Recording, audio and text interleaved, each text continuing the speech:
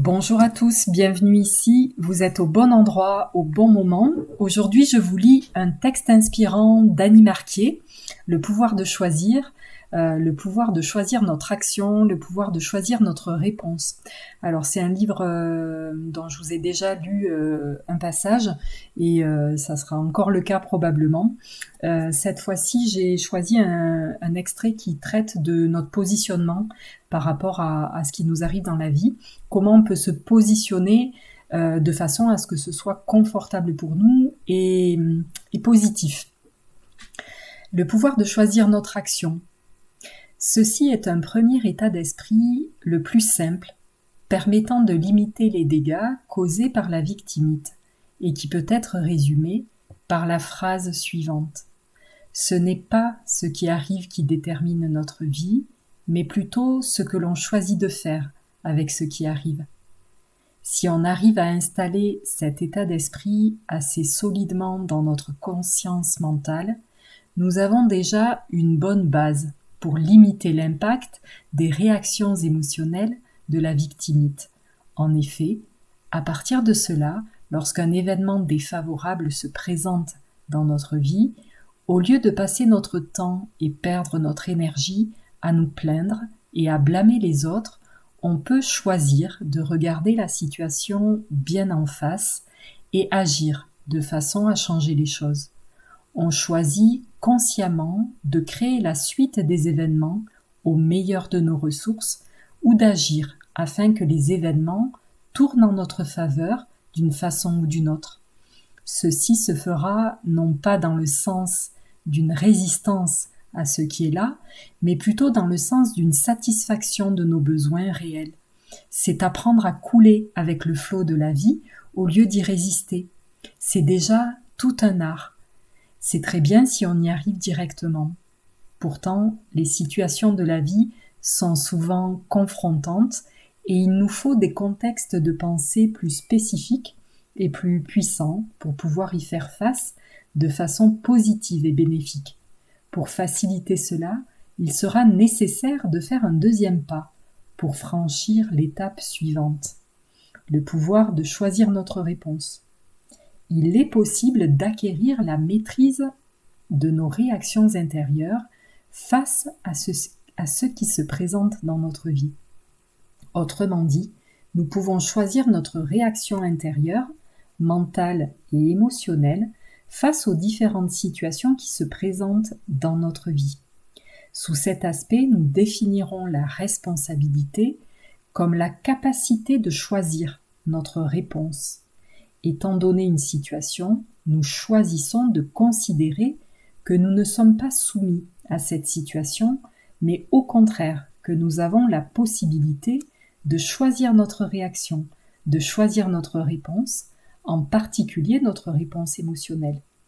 Et nous pouvons dire alors, ce n'est pas ce qui arrive qui détermine notre vie, mais la façon dont on choisit de réagir intérieurement à ce qui nous arrive. Quand on est atteint de victimite, on pense que nos états émotionnels sont dus au comportement des autres et aux circonstances. Ici, nous proposons de changer notre façon de percevoir les situations ou les événements. On choisit de prendre totale responsabilité de ce qui se passe dans notre corps émotionnel.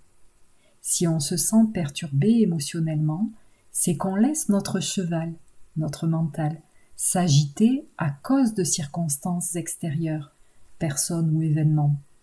Il ne tient qu'à nous alors d'apprendre à le conduire de façon souple, mais ferme. On ne nous apprend malheureusement pas à faire cela à l'école, mais c'est à l'école de la vie que nous pouvons faire notre propre apprentissage si nous le voulons bien. En particulier, on cessera de se croire faible et vulnérable. On considérera que si on a une réaction émotionnelle, la colère par exemple, ce n'est pas parce que quelqu'un nous a mis en colère en ayant fait ou dit quelque chose. C'est nous qui nous mettons en colère avec ce que la personne a fait ou a dit. Tant que l'on blâme les autres, position de victime, donc qu'on les considère comme responsables de nos réactions émotionnelles, la seule chose que l'on peut faire est de leur demander de changer, pour pouvoir se sentir mieux.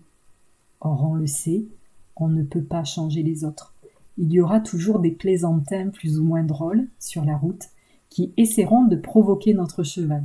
Soit on laisse celui-ci réagir sans direction, et alors on perd le contrôle de notre vie, soit on apprend à le conduire élégamment et harmonieusement, quels que soient les aléas du chemin.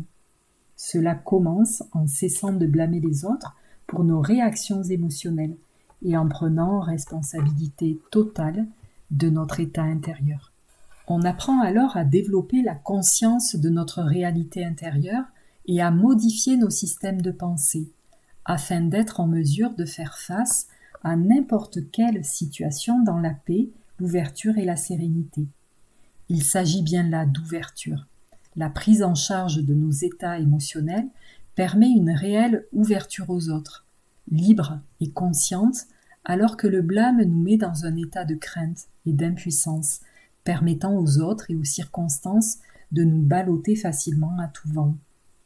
Souvent, on confond les réactions émotionnelles avec de la sensibilité. Être réactivé émotivement par n'importe qui ou n'importe quoi n'est pas ce que nous appellerons de la vraie sensibilité, laquelle impliquerait une réelle ouverture à la vie. Ce n'est en fait qu'une absence de maîtrise. Cela ne veut pas dire qu'en déclarant que l'on est en charge de notre vie, on obtiendra instantanément la maîtrise.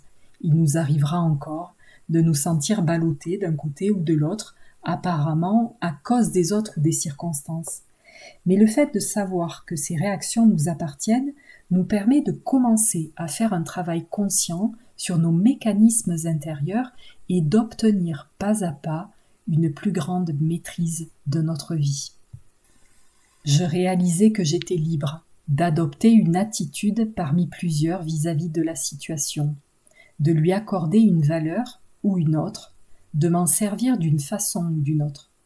Je pouvais me révolter intérieurement et maudire la situation, ou je pouvais m'y soumettre passivement, végétativement, ou je pouvais m'attarder au plaisir morbide de l'apitoiement et prendre le rôle de martyr. Ou je pouvais prendre la situation sportivement et avec sens de l'humour, la considérant comme une expérience nouvelle et intéressante.